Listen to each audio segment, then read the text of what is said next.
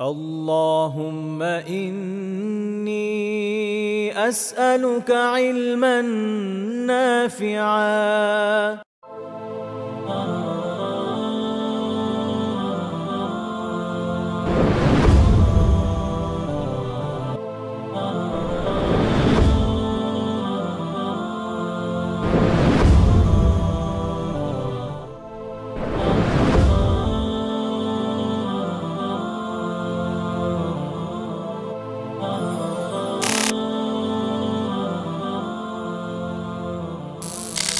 السلام عليكم ورحمة الله وبركاته. الحمد لله رب العالمين، والصلاة والسلام على سيد الأنبياء والمرسلين وعلى آله وأصحابه الطيبين الطاهرين، أما بعد।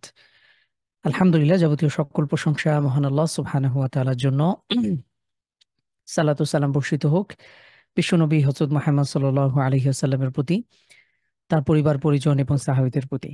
সম্মানিত দিনী ভাই এবং বোনেরা, আলহামদুলিল্লাহ, দীর্ঘ একটি সপ্তাহ পর আবারও আমরা হাজির হয়েছি আমাদের নির্ধারিত দার্স, আমাদের হাদিসের দার্স, সংক্ষিপ্ত রিয়াজুস সালিহিন নিয়ে। আলহামদুলিল্লাহ, দেখতে দেখতে আমরা 40তম দার্স নিয়ে হাজির হয়েছি।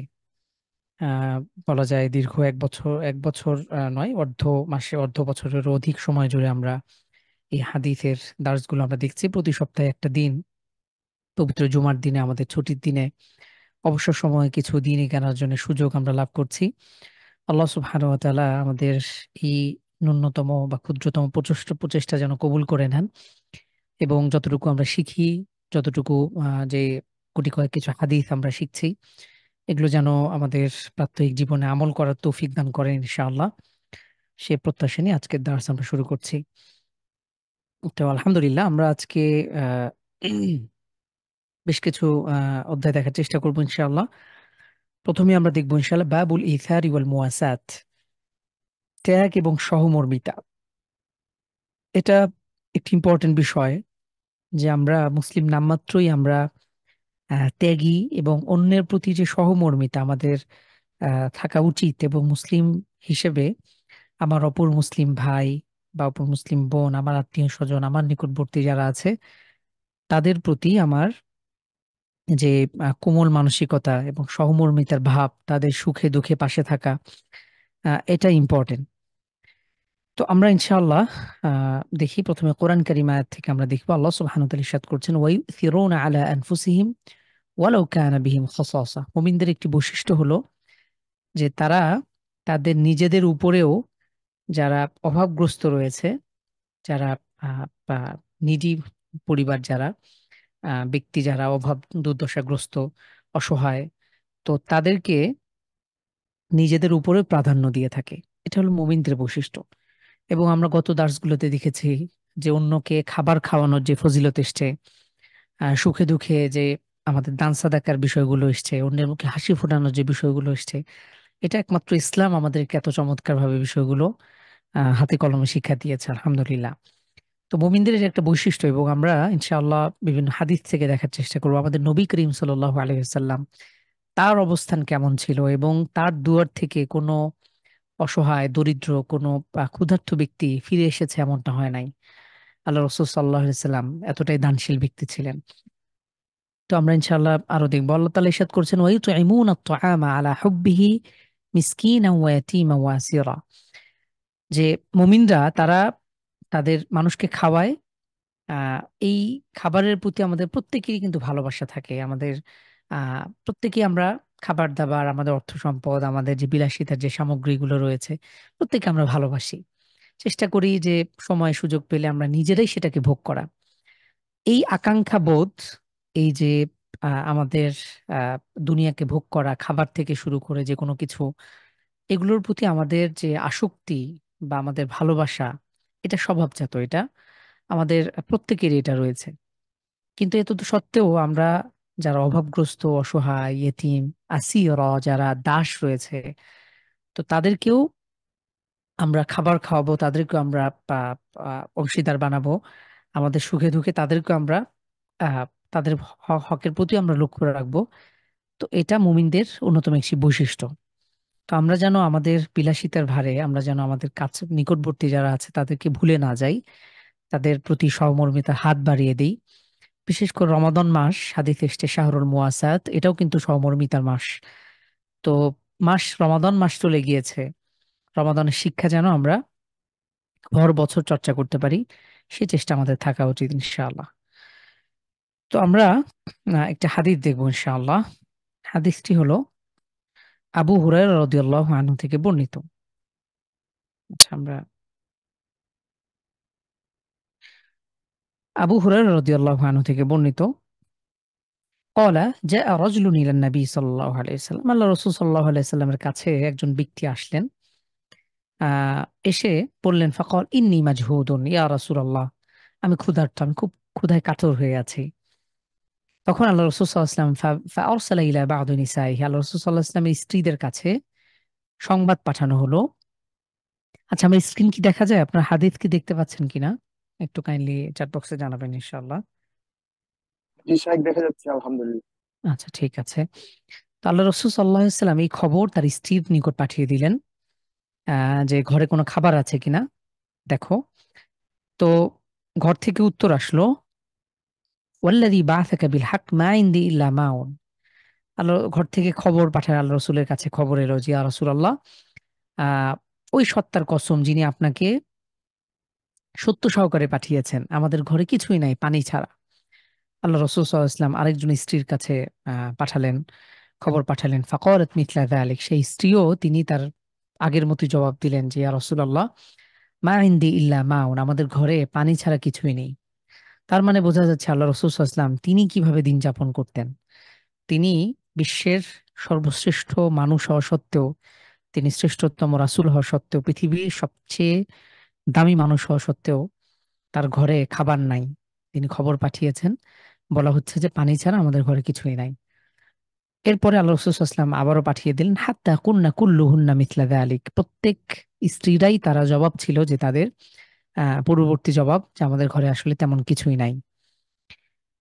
লা ওয়াল্লাযী বা'আসাকা বিল হক মা ইনদি ইল্লা মাউন, ফাকাল নবী সাল্লাল্লাহু আলাইহি ওয়াসাল্লাম, আল্লাহ রাসূল সাল্লাল্লাহু আলাইহি ওয়াসাল্লাম তখন যখন দেখলেন যে তার নিজের ঘরে কিছু নাই, তখন তিনি ঘোষণা করলেন, মা ইউযীফু হাযাল লাইলা, যে এই রাত্রিতে আমার এই এই মেহমানকে তোমাদের মধ্যে কে আছো যে মেহমানদারি করাবে। তখন আনসারদের মধ্যে একজন সাহাবী দাঁড়িয়ে গেল। আমরা জানি আনসার তারা কারা, যারা আগে থেকেই মদিনায় অবস্থান করছিল এবং মক্কা থেকে হিজরতকারী যে সকল সাহাবী, তাদের পাশে তারা তাদের সবকিছু দিয়ে, তাদের জান এবং মাল দিয়ে তাদের পাশে ছিল, এবং ইসলাম বিজয়ের পেছনে এবং ইসলামের এই যারা অনুসারী আল্লাহ রাসূল সাল্লাল্লাহু আলাইহি ওয়াসাল্লামের যে সাহাবীগণ, তাদের মধ্যে এই মুহাজির এবং আনসার প্রত্যেক উভয় দলেরই কোরবানি, তাদের সমানভাবে কোরবানি রয়েছে। তাদের উভয় শ্রেণী শ্রেষ্ঠতম, আমাদের মানুষদের মধ্যে সব থেকে শ্রেষ্ঠ। ফাকাল রাজুলুম মিনাল আনসার, একজন আনসার ব্যক্তি, আনসার সাহাবী, তিনি বললেন, আনা ইয়া রাসূলুল্লাহ, ইয়া রাসূলুল্লাহ, আমি এই ব্যক্তিকে মেহমানদারি করাবো ইনশাআল্লাহ। তখন ফানতালাকা বিহি ইলা রাহলিহি, আহ সেই ব্যক্তি তিনি তাকে নিজের ঘরে নিয়ে গেলেন, তাকে সাথে করে। ফাকালা লিমরাতিহি, তো এই ব্যক্তি তার স্ত্রীকে তখন বললেন, আকরিমি যায়ফা রাসূলিল্লাহ, হে আমার স্ত্রী, তুমি আল্লাহর রাসূলের মেহমানকে তুমি মেহমানদারি করাও। ইনি হলেন আল্লাহ রাসূলের মেহমান, যেহেতু আল্লাহ রাসূল সাল্লাল্লাহু আলাইহি ওয়াসাল্লাম বলে দিয়েছেন। তো এই হাদিসে আরেকটি রাওয়ায়াত এসছে যে আহ, এই ব্যক্তি, এই সাহাবী তার স্ত্রীকে বলেছিলেন, হাল ইনদাকি শাই, তোমার কাছে কি কোনো কিছু রয়েছে? ফাকালাত, সেই স্ত্রীও উত্তর দিলেন যে লা ইল্লা কুতা সুবিয়ানি, আমাদের যে সন্তান যারা আছে, সন্তানদের খাবার ব্যতীত আমাদের তো কিছুই নাই। তখন আহ তখন তিনি, ওই সাহাবী বললেন যে ফাআল লিলিকুম বিশাইইন ওয়া ইযা আরাদুল আশা, যখন তুমি বাচ্চাদেরকে ঘুম পাড়িয়ে দাও, যদি তারা খাবার চায়, প্রথমে অন্য কিছু দিয়ে তুমি ভুলিয়ে রাখো, যদি বাচ্চারা খাবার চায় তাহলে তুমি তাকে ঘুম পাড়িয়ে দাও। ওয়া ইযা দাখালা যায়ফুনা, যখন আমাদের মেহমান, সেই খাবারটাই আমরা মেহমানকে দাওয়াত দেব, এবং আমাদের যেহেতু খাবার কিছু নাই, তো মেহমান যখন খাবে, ফাউতফি ইসসিরাজা, তুমি বাতিকে বন্ধ করে দিবা, যাতে করে ঘর আলোকিত না থাকে। এবং আমরা তার সামনে আমরা খাবারকে পরিবেশন করবো, ওয়া আরিহিনা আন্না নাকুল, এবং আমি তার সামনে বসে খাবার অভিনয় করব, যেন সে মনে করে যে আমিও খাচ্ছি, যাতে করে মেহমান এটা মনে না করে যে ঘরে খাবার কম, বা তাকে আমরা কষ্ট করে খাবার পরিবেশন করছি, এটা মনে করে তিনি যেন কম না খান। তো আমরা খাবার বাতি বন্ধ করে দেব এবং খাবার অভিনয় করব। ফাকাদু ওয়া আকালা তাইফু ওয়া বাতা তাবিয়াইন, এবং এই সাহাবী এবং তার স্ত্রী তারা এভাবেই পুরো রাত্রি উপবাসে কাটিয়ে দিল, না খেয়েই কাটিয়ে দিয়েছিল। পরের দিনে ফাউসবাহা ফালাম্মা আসবাহা গাদান আলা নবী সাল্লাল্লাহু আলাইহি ওয়াসাল্লাম, যখন পরের দিনে সকাল হলো আল্লাহ রাসূল সাল্লাল্লাহু আলাইহি ওয়াসাল্লাম কাছে যখন তিনি গেলেন, তখন আল্লাহ রাসূল সাল্লাল্লাহু আলাইহি ওয়াসাল্লাম বলছেন যে লাকাদ আজিবাল্লাহু মিন সনিইকুমা, যে তোমরা তোমাদের দুজন, তোমাদের স্বামী স্ত্রী যে কোরবানি তোমরা যা করেছো গত রাত্রিতে, আল্লাহ সুবহানাহু ওয়া তাআলা তোমাদের এই মেহমানদারির কারণে আল্লাহ তাআলা বিস্মিত হয়েছেন। সুবহানাল্লাহ। আল্লাহ রাসূলকে কোনো কিছুই বলতে হয় নাই। আল্লাহ রাসূল সাল্লাল্লাহু আলাইহি ওয়াসাল্লাম নিজে তাকে, সেই সাহাবীকে বলছেন যে আমার সাহাবী, তুমি তোমার স্ত্রী সহ তোমরা যে গত রাত্রিতে আহ, না খেয়ে তোমরা কাটিয়ে দিয়েছো, আল্লাহ সুবহানাহু ওয়া তাআলা এই আমলের কারণে অত্যন্ত খুশি হয়েছেন, তিনি বিস্মিত হয়েছেন। সুবহানাল্লাহ। তো সম্মানিত দিনী ভাই বোন, এই হাদিসটি আমাদের জন্য অনেক হার্ট টাচিং, অনেক বেশি গুরুত্বপূর্ণ। যে প্রথমত নবী সাল্লাল্লাহু আলাইহি সাল্লাম তিনি কিভাবে আহ তার দুয়ার থেকে কোনো ব্যক্তি, কোনো দরিদ্র অসহায় ব্যক্তি খালি হাতে ফিরিয়ে গিয়েছে, এমনটা হয় নাই। আল্লাহ রসুলের ঘরেই কিছু নাই, পানি ছাড়া, শুধু খাবার পানি আছে, ঘরে কিছু নাই, তার নিজেরও খাবারও কিছু নাই। তেমন অবস্থায় তিনি মেহমানদারি করাবেন কি? তখন সেই সাহাবীকে তিনি দায়িত্ব দিলেন, এবং সেই সাহাবীও তিনি যে নজির স্থাপন করেছেন এটা ইতিহাসে বিরল। তো ইসলাম আমাদেরকে ঠিক এভাবেই অসহায়, গরিব, দরিদ্র মানুষের পাশে থাকা শিক্ষা দেয়। এভাবে আমাদেরকে ইসলাম আহ যে সহমর্মিতার শিক্ষা দেয়। গরিব দুঃখী অসহায় মানুষের পাশে কিভাবে আমরা থাকতে পারি আমাদের সর্বোচ্চটুকু দিয়ে, সেই শিক্ষা দেয়। তো বর্তমান সময়ে এসে নতুন করে আমাদের কোনো দীক্ষা, কোনো শিক্ষা, এটার কোনো প্রয়োজন নাই। আপনারা জানেন, যারা আপনারা অনেকেই এ বিষয়ে অবগত, যে বর্তমান সময়ে কত রকম ইজম রয়েছে, কত তন্ত্রমন্ত্র, কত রকম এক একটা থিওরি, এক এক ব্যক্তি এসে পৃথিবীতে এক এক রকম থিওরি আমদানি করেছে, যে মানুষের অর্থনৈতিক মুক্তির জন্য, মানুষের এই যে বৈষম্য, ধনী গরিব যে শ্রেণীর বৈষম্য, তো এগুলোকে রোধ করবার জন্য বিভিন্ন মডেল তারা দাঁড় করিয়েছে। কিন্তু আদতে বাস্তবে আমাদের দিন ইসলাম আমাদেরকে যেটা শিখিয়েছে এটা বিরল। এর এর উদাহরণ, এর নজির আসলে পৃথিবীতে অন্য কোথাও পাওয়া দুষ্কর।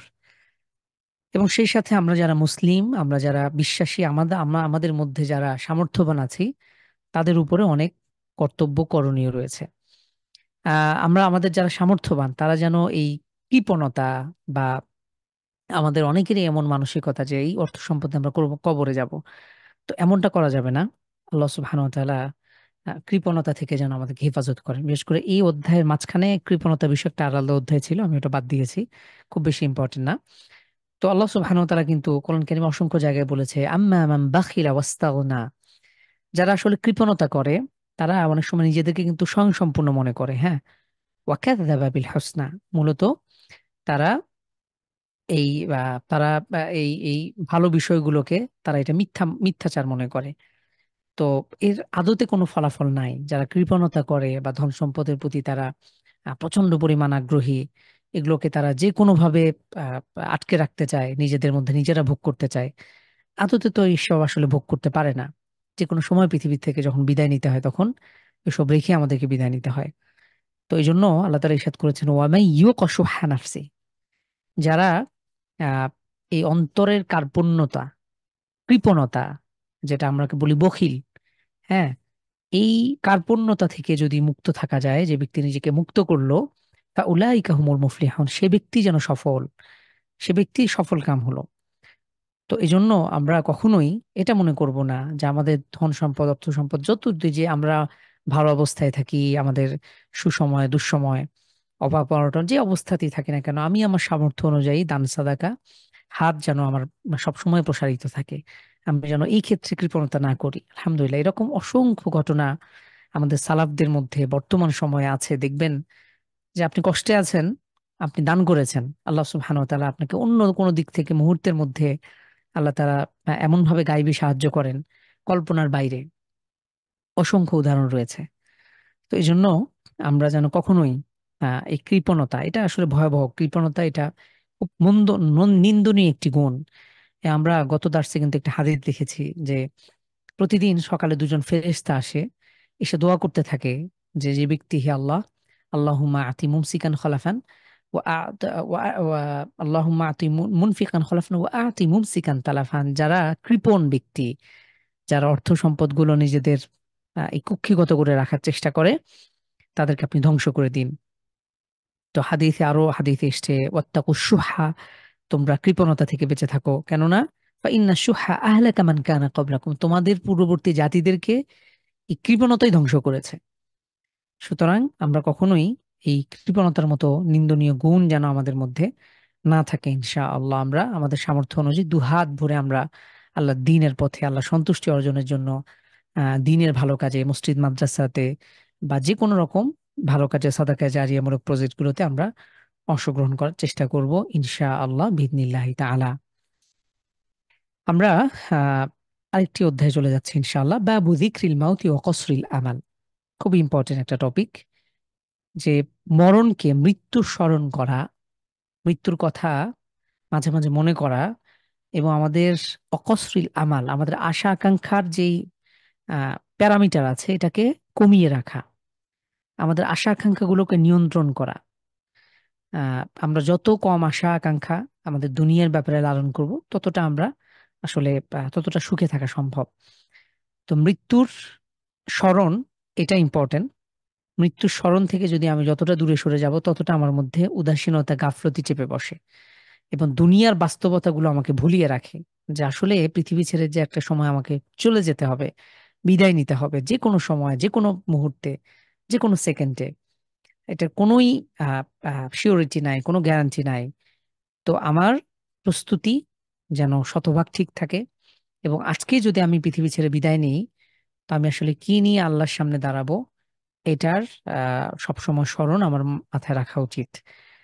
তো আমরা ইনশাল্লাহ দেখি, চলুন। আল্লাহ সুবহানাহু ওয়া তাআলা ইরশাদ করছেন, কুল্লু নাফসিন যায়িকাতুল মাউত। খুব বিখ্যাত আয়াত, আপনারা সকলেই জানেন, যে প্রত্যেক ব্যক্তিকে, প্রত্যেক প্রাণীকে, মানুষ হোক, প্রাণী হোক, পশু হোক, প্রত্যেকেই একটা প্রাণ, যার মধ্যে প্রাণ আছে, তার সমাপ্তি রয়েছে। যায়িকাতুল মাউত, মৃত্যুর স্বাদ গ্রহণ করতে হবে। ওয়া ইন্নামা তুওয়াফাউনা উজুরাকুম ইয়াওমাল কিয়ামা, আর তোমাদেরকে একদম কানায় কানায়, পুই পুই করে তোমাদেরকে কিয়ামতের দিনেই প্রতিদান, তোমরা যা কিছু অর্জন করেছো ভালো মন্দ, এটার একদম পুঙ্খানুপুঙ্খ প্রতিদান তোমাদেরকে বুঝিয়ে দেয়া হবে। ফামান যুহজিহা আনিন নার ওয়া উদখিলাল জান্নাহ, যে ব্যক্তিকে জাহান্নাম থেকে বাঁচিয়ে রাখা হবে, বেঁচে থাকবে, ওয়া উদখিলাল জান্নাহ, এবং আলটিমেট তাকে জান্নাতে প্রবেশ করানো হবে, ফাকাদ ফাজ, সেই ব্যক্তি হলো প্রকৃত সফল। তো এখানে আল্লাহ সুবহানাহু ওয়া তাআলা আমাদেরকে সফলতার একটা মানদণ্ড দাঁড় করিয়ে দিয়েছেন, যে আসলে সফল হলো যাদেরকে জাহান্নাম থেকে বাঁচিয়ে রাখা হবে, জাহান্নাম থেকে যে নাজাত পাবে এবং জান্নাতে প্রবেশ করবে, এই ব্যক্তি হলো সফল। আজকে দুনিয়াতে কত রকম সফলতার আমরা হিড়িক দেখি, সফলতার অভাব নাই। কেউ যদি এভারেস্ট জয় করে, তাকে আমরা সফল হিসেবে আমাদের মিডিয়া প্রেজেন্ট করে। তো আসলে আমার কাছে মনে হয়, মাঝে মাঝে চিন্তা করি, যে এই যে ব্যক্তি, ধরেন এভারেস্ট সে জয় করেছে, সে হিমালয়ের সর্বোচ্চ চূড়ায় সে আরোহণ করলো, ফায়দা কি আসলে এর মধ্যে? না সে তার নিজের ফায়দা আছে, না তার দুনিয়ার কোনো ফায়দা, না তার আখিরাতের কোনো ফায়দা। সে যদি অবিশ্বাসী হয়, কাফেরও যদি হয়, তো সর্বাগ্রে সে চিন্তা করে যে দুনিয়ার কি ফায়দা। তো এই যে ব্যক্তি, সে তার কষ্ট করে শীতকে পেরিয়ে, সে কষ্ট টষ্ট করে অনেক রকম প্ল্যান প্রস্তুতি, অর্থ সম্পদ খরচ করে, শক্তি ক্ষয় করে সে এভারেস্ট উঠলো, সে সেই সর্বোচ্চ পাহাড়ের চূড়ায় আরোহণ করলো। এটার আলটিমেট ফলাফল কি? আসলে যদি আমরা চিন্তা করি আহ খুব ঠান্ডা মাথায়, যে আসলে কি এর কোনো ফলাফল আছে? কোনো ফলাফল নাই। কিন্তু তারপরেও দেখবেন যে তাদেরকে অনেক মেয়েরাও পর্যন্ত সেখানে তারা পাহাড়ে আরোহণ করে, তারা সামিট বিজয় করে। তো এসব ক্ষেত্রে তাদেরকে সাধারণত বোঝানো হয় যে তারা সফল, খুব বড় কিছু অর্জন করে ফেলেছে।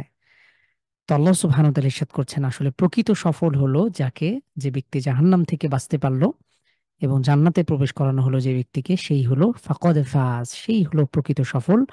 ওয়ামাল হায়াতুদ দুনিয়া ইল্লা মাতাউল গুরুর, আল্লাহ তাআলা ইরশাদ করছেন যে দুনিয়ার জীবন এটা এটা এই ছলনাময় ছাড়া কিছুই না। এটা শুধু ছলনার একটা জায়গা, সামান্য কিছু দিনের জন্য ভোগ বিলাস করার একটা জায়গা। তো আল্লাহ সুবহানাহু ওয়া তাআলা এখানে খুব চমৎকার ভাবে আমাদের জন্য মৃত্যুর রিমাইন্ডার তিনি দিয়েছেন একটি মাত্র আয়াতে, এবং এছাড়া অসংখ্য আয়াত রয়েছে, আয়াতে কারিমা আপনারা সকলেই জানেন।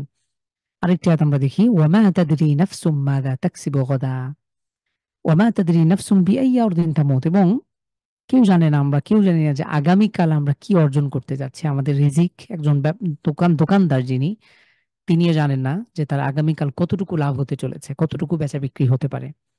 একইভাবে কেউই জানে না যে বিআইয়ি আরদিন তামুত, কোন ভূমিতে, কোন স্থানে, কোন জায়গায় কার মৃত্যু চলে আসে, কেউই জানে না। আজকে আমি হয়তো মনে করছি যে আগামীকাল যদিও আমার মৃত্যু চলেও আসে, আমি হয়তো নিশ্চিত যে আজকে আমি যেখানে আছি হয়তো এখানেই, এমন নাও হতে পারে। আমরা আসলে কেউই জানি না আল্লাহ সুবহানাহু ওয়া তাআলা আমাদের মৃত্যু কোন ভূমিতে, কোন দেশে, কোন স্থানে, জলে নাকি স্থলে, আমরা কোন অবস্থায় হবে, আমরা কেউই বিন্দুমাত্র জানি না। তো এটা হলো বাস্তবতা। ইযা জাআ আজালুহুম লা ইস্তাখিরুনা সাআ ওয়া লা ইস্তাকদিমুন। যখন মৃত্যুর সময় ঘনিয়ে আসবে, নির্দিষ্ট সময় যখন আসবে, লা ইস্তাখিরুনা সাআ, এক মুহূর্ত, একটা সেকেন্ড পর্যন্ত এদিক সেদিক হবে না, নড়চড় হবে না। আমরা প্রত্যেকে এগুলো জানি, জানা কথা। তো আমাদের করণীয় হলো যে আমরা মৃত্যুকে স্মরণ করব ইনশাআল্লাহ। আমাদের চারপাশে অসংখ্য আমরা আমরা অনেক অসংখ্য এরকম মৃত্যুর ঘটনা দেখি, প্রতিনিয়ত দেখি। পত্রিকা খুললেই দেখবেন। গতকালকে সম্ভবত আপনারা দেখেছেন যে দেশে একটি ঘটনা ঘটেছে। সেখানে এক মন্দিরে আ আ যে আগুন লাগার ঘটনাকে কেন্দ্র করে ২ জন শ্রমিককে তারা নৃশংসভাবে হত্যা করেছে। এবং কখনো কিছু আমরা খবর পাচ্ছি যে সেখানে এই হিন্দুরা, এই মালউনের যাত্রা, এরা এসে তাদের কাছে চাঁদা দাবি করেছে। বয়সে খুব ইয়াং, তারা মাত্র ২ দিন আগে, ঈদের পরে ১ দিন আগেই তারা কাজে জয়েন করেছে। কে জানতো যে ১ দিন পরেই তারা পৃথিবী ছেড়ে বিদায় নেবে। তাদের হয়তো পরিবার আছে, তাদের আত্মীয়স্বজন, তাদের পিতামাতা, তার স্ত্রী হয়তো অপেক্ষার প্রহর গুনছে। তো তারা সেই হিন্দুর জাত, এই লানতপ্রাপ্ত জাতি, তারা তাদের কাছে নাকি চাঁদা দাবি করেছে, তারা দিতে অস্বীকার করেছে বিধায় তাদেরকে এভাবে পিটিয়ে হত্যা করলো। পরবর্তীতে ঘটনা ভিন্ন খাতে প্রবাহিত করবার জন্য তারা এই আগুনের নাটক সাজিয়েছে। তো বাংলাদেশে এই শ্রেণী, আপনারা জানেন, খুবই সংখ্যালঘু, তারা সংখ্যায় খুব অল্প, কিন্তু তারপরেও তারা তাদের অধিকার নিয়ে বেঁচে আছে খুব ভালোভাবে, শান্তিপূর্ণ সহাবস্থান। কিন্তু এর মাঝে মাঝে আমরা এই ধরনের খবর পাই। আহ তাদের যেই দৌরাত্ম্য, এটা ক্রমান্বয়ে বেড়েই চলছে। তো এটা আসলে আমাদের জন্য খুব অ্যালার্মিং বিষয়। আমাদের জন্য একই সাথে খুব দুঃখজনক যে মুসলিম আমাদের ভাই, তারা এভাবে তাদেরকে নৃশংসভাবে হত্যা করা হলো, পিটিয়ে তাদেরকে হত্যা করা হয়েছে। আপনারা সেই অনেক ছবিগুলো আপনারা হয়তো দেখেছেন। তো এটা কতটা কষ্টকর একটা মুহূর্ত। এবং দীর্ঘ সময় পর্যন্ত তাদেরকে লাশ পর্যন্ত নিতে নিতে দেওয়া হয় নাই। তো কিসের বলে তারা এই ধরনের, বাংলাদেশের মতো মুসলিম সংখ্যাগরিষ্ঠ দেশ, আপনারা জানেন বাংলাদেশের বিভিন্ন বড় বড় পদগুলোতে সেখানে হিন্দুদের অবস্থান তারা তৈরি করে নিয়েছে, তাদের ক্রমান্বয়ে তাদের দৌরাত্ম্য বেড়েছে। বাংলাদেশ ইসকনের ওই মৌলবাদী হিন্দুদের যে জঙ্গি সংগঠন, তাদের যে মানসিকতা, এবং বিভিন্ন গ্রুপগুলোতে আপনারা দেখেছেন তারা চক্রান্তমূলক মুসলিম নারীদেরকে বা মেয়ে পুরুষদেরকে এভাবে তারা মুসলিম হওয়ার নাটক সাজিয়ে এভাবে চক্রান্ত চালিয়ে যাচ্ছে। তো আমাদের যারা মুসলিম ভাই বোন আছে, আমরা যারা আছে, তাদের অবশ্যই সচেতন থাকা উচিত এই বিষয়গুলো সম্পর্কে। এবং সেই সাথে আমাদের যারা রাষ্ট্রীয় যারা নীতি নির্ধারকগণ আছেন, তারাও এই বিষয়গুলো খেয়াল করা দরকার যে যে কোনো ভাবে এই বাংলাদেশে মুসলিম সংখ্যাগরিষ্ঠ একটা দেশে এই সংখ্যালঘু, এই অল্প কিছু সংখ্যক, তাদের যে দৌরাত্ম্য, তাদের যে ভয়াবহতা, বা তাদের যে এত কোথা থেকে এই এই এই এই এত হঠকারিতা তারা এই শক্তি পায়, এই দুঃসাহস তারা পায়, এই বিষয়গুলো আসলে দেখা দরকার। আল্লাহ তাআলা আমাদেরকে হেফাজত করুন। তো আমরা হাদিস দেখছি, আন ইবনে উমর রাদিয়াল্লাহু আনহুমা ক্বাল, ইবনে উমর রাদিয়াল্লাহু আনহু বলেছেন, এটা সরাসরি আল্লাহ রাসূলের কথা না, এটা ইবনে উমর রাদিয়াল্লাহু তাআলা আনহুর কথা। তিনি বলছেন, আচ্ছা, আল্লাহ রাসূল সাল্লাল্লাহু আলাইহি ওয়াসাল্লাম প্রথম অংশ তার, দ্বিতীয় অংশ ইবনে উমর রাদিয়াল্লাহু তাআলা আনহু বলেছেন। প্রথম অংশে আল্লাহ রাসূল সাল্লাল্লাহু আলাইহি ওয়াসাল্লাম ইবনে উমর রাদিয়াল্লাহু তাআলা আনহুর এই কাঁধ ধরেছেন। আখাযা রাসূলুল্লাহ সাল্লাল্লাহু আলাইহি ওয়াসাল্লাম বিমান কিবাইয়া। ইবনে উমর রাদিয়াল্লাহু আনহু বর্ণনা করছেন যে প্রিয় রাসূলুল্লাহ সাল্লাল্লাহু আলাইহি ওয়াসাল্লাম আমার কাঁধ ধরলেন, দুই কাঁধ হয়তো পেছন থেকে এভাবে ধরলেন, আমরা যেভাবে আমাদের প্রিয়জনদেরকে বা আমাদের ঘনিষ্ঠদেরকে ধরি, বন্ধু-বান্ধব। ফাকালা, এরপরে আল্লাহ রাসূল সাল্লাল্লাহু আলাইহি ওয়াসাল্লাম বললেন, কুন ফিদ দুনিয়া কাআন্নাকা গরীব ওয়া আবিরুস সাবিল। হে ইবনে উমর, তুমি দুনিয়াতে এমন ভাবে বসবাস করো, এমন ভাবে থাকো, কাআন্নাকা গরীব, যেন তুমি গরীব, তুমি অল্প কিছুদিনের জন্য এসছো, আবিরুস সাবিল, অথবা মুসাফিরের মতো। তো গরিব শব্দের অর্থ হলো যে আমরা নতুন কোনো শহরে যখন যাই, কোনো একটা নতুন এলাকায় গিয়েছেন, নতুন একটা শহরে গিয়েছেন, তো সেখানে আপনি গরিব। সেই এলাকার জন্য আপনি অপরিচিত ব্যক্তি, আপনি সেখানকার স্থানীয় নন। আবার পরের অংশ বলা হচ্ছে আবিরুস সাবিল, অথবা তুমি মুসাফির ব্যক্তি, এমন ভাবে তুমি তুমি দুনিয়ায় এমন ভাবে তুমি বসবাস করো। অর্থাৎ আমরা যখন সফরে সফরে থাকি তখন কিন্তু আপনি একদিন, এক সপ্তাহ, 2 সপ্তাহ, বা আপনি 2-3 দিনের জন্য কোথাও সফর করছেন। তো সেখানে কিন্তু আপনি কি করবেন, সামান্য কিছু প্রয়োজনীয় কাপড় চোপড়, কিছু প্রয়োজনীয় ডকুমেন্টস, এর বাইরে কিছু আপনি বহন করবেন না। সফরে অতিরিক্ত যে কোনো কিছু বহন করা এটা কষ্টকর, ঝামেলাদায়ক।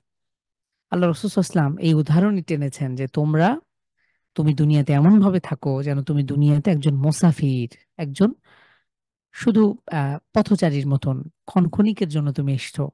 এই প্রস্তুতি নিয়ে তুমি যতটুকু থাকা দরকার তুমি সেভাবে বসবাস করো। ওয়াকান ইবনে উমর রাদিয়াল্লাহু আনহুমা ইয়াকুল, ইবনে উমর রাদিয়াল্লাহু তাআলা আনহু তিনি বলতেন, ইযা আমসাইতা ফালা তানতাজিরুস সাবাহ, যে তোমরা যখন তোমাদের সন্ধ্যা হয় তখন তুমি পরদিনের সকালের আকাঙ্ক্ষা তুমি অপেক্ষা আর করো না, কারণ এই রাত্রির মধ্যেই তুমি পৃথিবী ছেড়ে বিদায় নিতে পারো। ওয়া ইযা আসবাহতা ফালা তানতাজিরুল মাসা, যখন তুমি সকাল হয়, তুমি যখন প্রভাত পাও, তখন তুমি সন্ধ্যা পর্যন্ত অপেক্ষা করো না। এই 12 ঘন্টা তুমি হায়াত পাবে কিনা এটার নিশ্চয়তা নাই। ওয়াখুয মিন সিহহাতিকা লিমারাদিক, এবং তুমি তোমার সুস্থতা থেকে তুমি তোমার যে অসুস্থতার জন্য তুমি সঞ্চয় করো। অর্থাৎ সুস্থ অবস্থাতেই তুমি এটাকে যথাযথভাবে কদর করো, সময়টার মূল্যায়ন করো। অসুস্থ সময়ের জন্য, অর্থাৎ অসুস্থ অবস্থায় তুমি ঠিকভাবে পাথেয় অর্জন করা, দুনিয়ার জন্য আপনি করতে চান, অথবা আপনি বেশি বেশি আমল করতে চান, এটা সম্ভব হয় না। অমিন হায়াতিকা লিমাউতিক, এবং পুরো জীবন থেকে তুমি মৃত্যুর জন্য পাথেয় অর্জন করো। পুরো জীবনটাই আমাদের জন্য সুযোগ, একটা অপরচুনিটি। এটাকে আমাদের কাজে লাগাতে হবে মৃত্যু পরবর্তী সময়ের জন্য। তো হাদিসটা বেশি ইম্পর্টেন্ট। আপনারা দেখলেন আল্লাহ রাসূল সাল্লাল্লাহু আলাইহি ওয়াসাল্লাম ইবনে ওমর রাদিয়াল্লাহু তাআলা আনহুকে কত চমৎকার ভাবে নসিহা করছেন যে তুমি দুনিয়াতে এমন ভাবে থাকো যেন তুমি ক্ষণিকের মুসাফির। আর ইবনে ওমর রাদিয়াল্লাহু তাআলা আনহু বলতেন যে তোমরা সকাল পেলে সন্ধ্যার অপেক্ষা করবে না, এবং সন্ধ্যা হলে তুমি পরদিন সকালের অপেক্ষা আর করো না।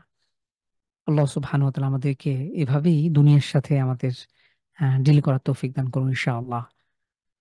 এটা আহ এটা ওই সাহাবী, অর্থাৎ সম্ভবত আবু হুরায়রা রাদিয়াল্লাহু আনহু হবে, তার থেকে বর্ণিত, আন্না রাসূলুল্লাহ সাল্লাল্লাহু আলাইহি ওয়াসাল্লাম ক্বালা, তিনি বলছেন, মা হাক্কুম ইম মুসলিমিন লাহু শাইউন ইউসি ফিহি। এখানে খুব গুরুত্বপূর্ণ একটা সুন্নাহর কথা বলা হয়েছে, সেটা হলো ওসিয়ত করে রাখা সুন্নাহ। আমরা যদি আপনাদের মধ্যে এখন এই মুহূর্তে 50 জন আমাদের দিনী ভাই বোন আছেন, তো যদি জিজ্ঞেস করা হয় যে আমরা যেকোনো সময় তো পৃথিবী থেকে বিদায় নিতে পারি, যেকোনো সময়, আমি আপনি প্রত্যেকেই, তো আমাদের বিশেষ কোনো ওসিয়ত আছে কিনা? যেমন আমি যদি এই মুহূর্তে মারা যাই, আসলে আমার কিন্তু কেউ জানে না, আমার ফ্যামিলি অথবা অন্য কেউ, যে আমার আসলে কত টাকা ঋণ থাকলো। এই অবস্থায় যদি আমি পৃথিবী ছেড়ে বিদায় নিই, তাহলে এই ঋণ শোধ করা ব্যতীত আল্লাহ সুবহানাহু ওয়া তাআলা আমাকে এই দায় কখনো ক্ষমা করবেন না। এটা আল্লাহ তাআলা চাইলেও ক্ষমা করবেন না। তো এগুলো খুব ভয়ঙ্কর ব্যাপার। আমরা যদি ওসিয়তনামা একটা, এমনকি আমি মৃত্যুর পরে আমার সন্তানদের প্রতি বিশেষ কোনো বার্তা, আমার জীবনের কোনো আকাঙ্ক্ষা, অথবা আমার কাছ থেকে কোনো পাওনাদার ব্যক্তি কোনো ঋণ, এই বিষয়গুলো খুব সেনসিটিভ বিষয়। এজন্য হাদিসে ওসিয়ত করে রাখার গুরুত্ব, এটা খুব গুরুত্বপূর্ণ একটা সুন্নাহ, বলা যায় মৃত সুন্নাহ। আমাদের মধ্যে থেকে এই সুন্নাহটা একটা হারিয়ে যাওয়া সুন্নাহ হয়ে গিয়েছে। তো আমরা ইনশাল্লাহ এই আমলটা করার চেষ্টা করব, বিশেষ করে যারা পিতামাতা আছে তারা তাদের সন্তানদের জন্য, তাদের যারা উত্তরাধিকার আছে তাদের জন্য সবকিছু, আপনার ঋণ থেকে শুরু করে সবকিছু যেন লিপিবদ্ধ করা থাকে, যাতে করে মৃত্যুর পরে পরবর্তী সময় তারা সেভাবে সেই বিষয়গুলো তারা পূর্ণ করতে পারে। তো মা হাক্কুম ইম মুসলিমিন লাহু শাইউন ইউসি ফি, আল্লাহ রাসূল সাল্লাল্লাহু আলাইহি ওয়াসাল্লাম বলেছেন, যখন কোনো মুসলিম ব্যক্তি তার কোনো কিছু থাকে, লাহু শাইউন ইউসি ফি, ওসিয়ত করার মতো যখন কোনো বিষয় থাকে, তখন ইয়াবিতু লাইলাতানি ইল্লা ইল্লা ওয়াসিয়াতুহু, তার এই মাকতুবাতুন ইনদাহু, তার কাছে লিখিত ওসিয়তনামা ব্যতীত সে 2 রাত অতিক্রম করাও এটা জায়েজ নাই। 2টা রাত, আমরা জানি 2 রাত, তো এটা খুবই সিম্পল। কিন্তু আমার যেন ওসিয়ত এটা সম্পূর্ণ রেডি থাকে, আমার আপ টু ডেট আমার ঋণ থেকে শুরু করে আমার অন্যান্য কিছু, আমার হক, আমার অমুকের প্রতি কোনো বিশেষ নির্দেশনা, সন্তানদের প্রতি বিশেষ নসিহত, আমার মৃত্যুর পরে আমার কবর কোথায় হতে পারে, কিভাবে কোথায় হতে পারে, এই বিষয়গুলো টোটালি আমার যাতে লিপিবদ্ধ করা ওসিয়তনামা হিসেবে আমাদের উত্তরাধিকারের কাছে মৃত্যুর পরে যেন এটা তারা সহজেই পেয়ে যায়। এবং অন্য একটি রেওয়ায়েতে, সহিহ মুসলিমের রেওয়ায়েতে এসছে ইয়াবিতু সালাসা লায়ালিল।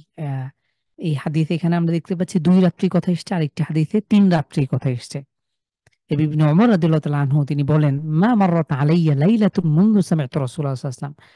যখন আল্লাহ রাসূল সাল্লাল্লাহু আলাইহি ওয়াসাল্লামের কাছে এই ওসিয়তের হাদিস তিনি শুনেছেন, ইবনে ওমর রাদিয়াল্লাহু তাআলা আনহু তিনি বলেছেন যে এরপরে এক রাত্রিও আমি অতিবাহিত করিনি আমার কাছে ওসিয়তনামা রাখা ব্যতীত। এক রাত্রিও আমি আর অতিবাহিত করিনি এই হাদিস শোনার পর থেকে। তো এই হাদিসে ওসিয়তের গুরুত্ব, তাৎপর্যের কথা এসছে।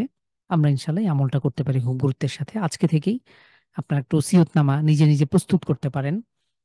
সেখানে সবকিছু থাকতে পারে এবং এটা আপনার নিকটবর্তী যারা আছে, আমাদের পিতামাতা বা আমাদের স্ত্রী, আমাদের সন্তান, এটা বিশেষ কোনো ব্যক্তিদেরকে এখন ডিজিটাল, সবকিছু ডিজিটাল, আপনি পিসিতে, আপনার কম্পিউটার, ল্যাপটপে আপনি সেভ করে রাখতে পারেন কিন্তু ইনশাআল্লাহ। আমরা পরবর্তী হাদিসে যাচ্ছি ইনশাআল্লাহ।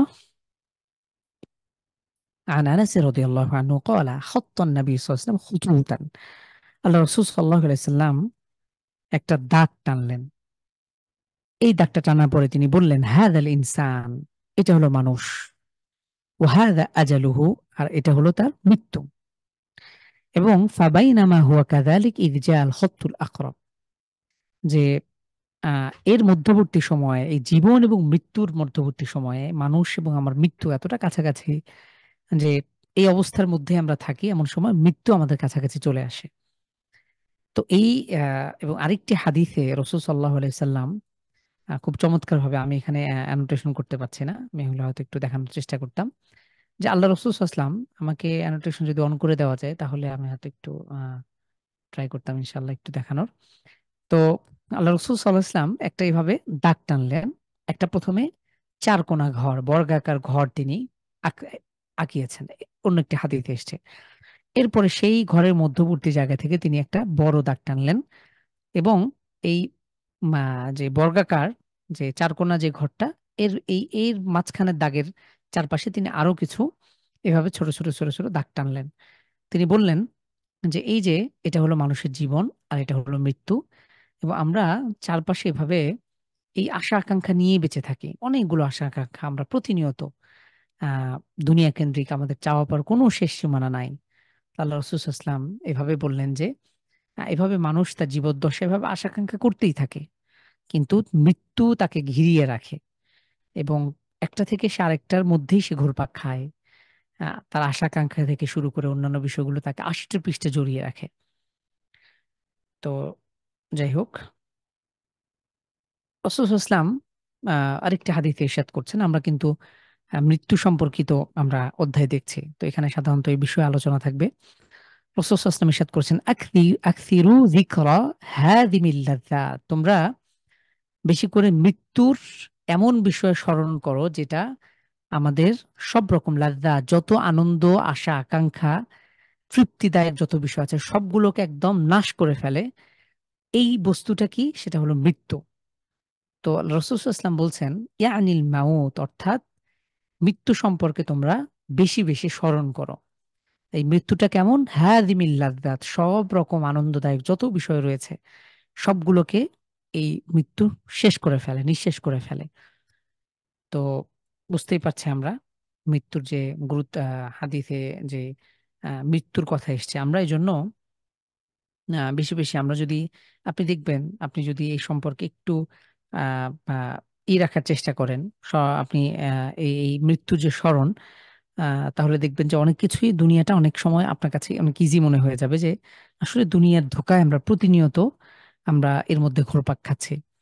তো দুনিয়ার এই যাতে দুনিয়ার এই চাকচিক্যতা, দুনিয়ার এই আমাদের পারিপার্শ্বিকতা যেন আমাকে ধোঁকায় না ফেলে, এটা লক্ষণীয় বিষয়। সর্বশেষ আমাদের একটি অধ্যায় আমরা দেখছি ইনশাআল্লাহ, বাবু ইস্তিহবাবি জিয়ারাতিল কুবুর লিররিজালি ওয়া মা ইয়াকুলুহু যায়ের। পুরুষ ব্যক্তির জন্য কবর জিয়ারত করা এটা মুস্তাহাব, এটা উত্তম একটি আমল। ওয়া মা ইয়াকুলুহু যায়ের, এবং কবর জিয়ারত করার সময় আমরা আসলে কি পড়ব এটা আমরা অনেক সময় জানি না। আমরা কবর জিয়ারত করি, আমরা অনেকেই কবর জিয়ারতের নিয়ম জানি না। তো চলুন দেখি।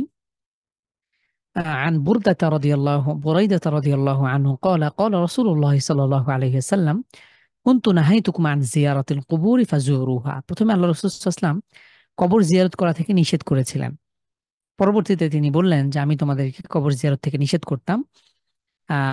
করেছিলাম। ফাজুরুহা, এখন তোমরা জিয়ারত করো। অন্য একটি রাওয়ায়াতে এসেছে মান আরাদা ইয়াজুর আল কুবুর ফালিয়াজুর, যে ব্যক্তি কবর জিয়ারত করতে চায় সে ব্যক্তি যেন জিয়ারত করে। ফা ইন্নাহা তুযাক্কিরুনাল আখিরাহ, কেননা এটি আমাদেরকে আখিরাতকে স্মরণ করিয়ে দেয়। এটা চরম বাস্তব। আপনি যদি মৃত্যু নিয়ে আপনি কোনো কবরের পাশ দিয়ে যখন যাবেন, গভীরভাবে যদি চিন্তা করেন যে কবরে শায়িত ব্যক্তি সে যখন পৃথিবীতে বেঁচে ছিল কত রকম আশা আকাঙ্ক্ষা স্বপ্ন নিয়ে বেঁচে ছিল, এবং তাকে কেন্দ্র করে পৃথিবীটা কতই না উজ্জ্বল। অর্থাৎ এই ব্যক্তিকে কেন্দ্র করে একটা পৃথিবী, এই ব্যক্তিকে কেন্দ্র করে তার ফ্যামিলি, তার আত্মীয় স্বজন, তার সন্তান, পিতামাতা সবকিছু। কিন্তু সে এখন পৃথিবী ছেড়ে মাটির নিচে এখন সে আছে, এবং সবকিছুই আগের মতন। এবং তিনি একাই বিদায় নিয়েছেন, তার সাথে আসলে পৃথিবীর এত কিছুই যায় নাই। হোক সে কোনো ক্ষমতাধর ব্যক্তিত্ব, হোক সে কোনো জালিম, হোক সে কোনো ভালো মানুষ, তো যেমনই হোক না কেন মানুষ হিসেবে যে কোনো সময় আমাদেরকে বিদায় নিতে হবে।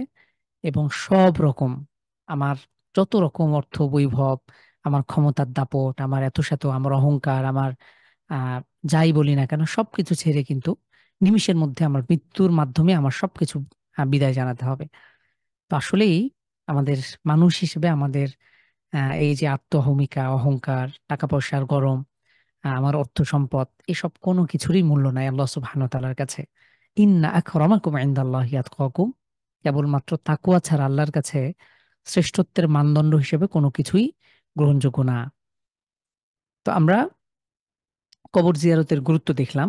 তো আমরা ইনশাআল্লাহ কবর জিয়ারতের সময় আমরা কি দোয়া পড়ব এ ব্যাপারে একটু হাদিস দেখি। এটাও বুরায়রা রাদিয়াল্লাহু আনহু থেকে বর্ণিত। কানা নবী সাল্লাল্লাহু আলাইহি ওয়াসাল্লাম ইউআল্লিমুহুম ইযা খারাজু ইলাল মাকাবির আন ইয়াকুল কাইলুহুম। আল্লাহ রাসূল সাল্লাল্লাহু আলাইহি ওয়াসাল্লাম এটা শিক্ষা দিয়েছেন, যখন কেউ কবরে যেতেন, কবর জিয়ারত করতে বের হতো, তখন আহ কবর জিয়ারতকারী ব্যক্তি কি বলবে আল্লাহ রাসূল সাল্লাল্লাহু আলাইহি ওয়াসাল্লাম এটা শিক্ষা দিতেন। কিভাবে শিক্ষা দিতেন? যে ইয়াকুলা কাইলুহুম, এটা যেন পড়ে যে আসসালামু আলাইকুম আহলাদ দিয়ার মিনাল মুমিনিনা ওয়াল মুসলিমিন। এটা হলো দোয়া যে হে কবরবাসী, আসসালামু আহলাদ দিয়ার, এই আহ মুমিনদের মধ্য থেকে এবং মুসলিমদের মধ্য থেকে যারা কবরে শায়িত রয়েছে তাদের উপরে শান্তি অবতীর্ণ হোক। ওয়া ইন্না ইনশাআল্লাহু বিকুম লাহিকুন, আর আল্লাহ যদি চান অচিরেই তোমাদের সাথে আমরাও মিলিত হব। আমরা অচিরেই আসছি, তোমরা আগে গিয়েছো, আমরা দুদিন পরে আসছি, আমরা এক সময় কবরেই আশ্রয় হবে আমাদের। তো আমরা তোমাদের সাথে মিলিত হব ইনশাআল্লাহ অচিরেই। এটা এটা কবর জিয়ারতকারী ব্যক্তি বলবে। আসআলুল্লাহু লানা আসআলুল্লাহ লানা ওয়া লাকুমুল আফিয়া, আল্লাহ তাআলার কাছে আমাদের এবং তোমাদের জন্য নিরাপত্তা কামনা করছি। তো এটা হলো কবর জিয়ারতের একটা দোয়া। আমি আবারও পড়ছি। আসসালামু আলাইকুম আহলাদ দিয়ার মিনাল মুমিনিনা ওয়াল মুসলিমিন ওয়া ইনশাআল্লাহু বিকুম লাহিকুন আসআলুল্লাহ লানা ওয়া লাকুমুল আফিয়া। তো আমরা যখন কবর জিয়ারত করব, অনেক সময় আমরা কবর জিয়ারতের নিয়মই জানি না, কত কিছু পড়ি, এটা সেটা পড়ি, হাবিজাবি আমরা কোরআন, এমনকি কোরআন কবরের পাশে বসে কোরআন পর্যন্ত খতম দিয়ে ফেলি। এটা আসলে কিছুই না। হাদিসে এই ছোট্ট বা সংক্ষিপ্ত দোয়া ছাড়া আসলে অন্য কোনো নিয়ম আর কিছুই হাদিসে আসে নাই। তো হাদিসে অন্য রেওয়ায়েতে মুসলিমের এই আরেকটা হাদিসে এসছে যে আমরা আসলে আরেকটা দোয়ার কথা এসছে যে আসসালামু আলাইকুম দারা কওমি মুমিনিন, যে মুমিনদের কবরবাসীদের উপর তোমাদের উপর সালাম। ওয়া আতাকুম মা তুআদুন, তোমাদেরকে যে ওয়াদা দেয়া হয়েছিল, যে প্রতিশ্রুতি, এটা তোমাদের কাছে চলে এসেছে। অর্থাৎ মৃত্যুর প্রতিশ্রুতি তোমাদেরকে দেয়া হয়েছিল, তোমরা তো মৃত্যুবরণ করেছো। গদান মুআজ্জালুন, আর আগামীকাল আমরা আসছি। তো এটা গদান মুআজ্জালুন, এটা আফওয়ান, এটা গদান মুআজ্জালুন, এটা কিয়ামত পর্যন্ত এটা লম্বা করা হয়েছে। ওয়া ইনশাআল্লাহু বিকুম লাহিকুন আল্লাহুম্মা গফির লি লিআহলি বাকিউল গরকত। এটা আল্লাহ রাসূল সাল্লাল্লাহু আলাইহি ওয়াসাল্লাম যে জান্নাতুল বাকি যেটাকে বলা হয়, বাকিউল গরকত, মসজিদে নববীর পাশে যে সাহাবীদের কবরস্থান রয়েছে, ওই কবরস্থান তিনি এটা ভাবে দোয়া করতেন যে হে আল্লাহ, আপনি বাকিউল গরকাদের যারা অবস্থানকারী রয়েছে এই কবরবাসীদেরকে আপনি ক্ষমা করুন। আরেকটি হাদিসে আরেকটি দোয়ার কথা এসেছে কাছাকাছি অনেকটা, আসসালামু আলাইকুম ইয়া আহলাল কুবুর ইয়াগফিরুল্লাহু লানা ওয়া লাকুম আনতুম সালাফুনা ওয়া নাহনু বিল আসার, যে তোমরা আমাদের অগ্রবর্তী আর তোমাদের পরে আমরা আসছি, আমরা তোমাদের উত্তরসূরি। তো মোট কথা এই দোয়ার মধ্যে এখানে মৃত্যু স্মরণের কথা রয়েছে, কবরবাসীদের জন্য যেভাবে দোয়া রয়েছে যে কবরবাসীদের জন্য নিরাপত্তা কামনা করছি, তাদের উপর শান্তি অবতীর্ণ হোক, পাশাপাশি ওয়া ইন্না ইনশা আল্লাহু বিকুম লাহিকুন, যে আল্লাহ চাইলে অচিরেই তোমাদের সাথে আমরা মিলিত হব, তার মানে আমরাও পৃথিবী ছেড়ে বিদায় নেব। তো এর মাধ্যমে মূলত আমাদের মৃত্যু স্মরণের কথা বলা হয়েছে। আল্লাহ সুবহানাহু ওয়া তাআলা আমাদেরকে বেশি বেশি মৃত্যুকে স্মরণ করতে তৌফিক দান করুন, আমরা যেন দুনিয়ার এই ক্ষণিকের মোহ থেকে বেঁচে থাকতে পারি। আল্লাহ তাআলা আমাদেরকে ধোঁকা থেকে বেঁচে রাখুন। আল্লাহ তাআলা আমাদেরকে পরিপূর্ণ মৃত্যুর প্রস্তুতি নিয়ে দুনিয়া থেকে বিদায় নেবার তৌফিক দান করুন। আমরা যেন ঈমানের সাথে, আমরা যেন কালিমার সাথে, আমরা যেন সিহাতের সাথে যেন আমরা পৃথিবী থেকে বিদায় নিতে পারি, এই দোয়া করছি। ইনশাআল্লাহ আজকের মতন আমাদের দর্স এটুকুই। আল্লাহ সুবহানাহু ওয়া তাআলা আমাদের এই হাদিসগুলো অনুযায়ী আমল করার তৌফিক দান করুন। জাযাকুমুল্লাহ খাইর, আহসানুল জাযা। ঠিক আছে, ইনশাআল্লাহ কারো কোনো প্রশ্ন থাকলে আমরা প্রশ্ন করতে পারি, না হলে লিভ দিব ইনশাআল্লাহ।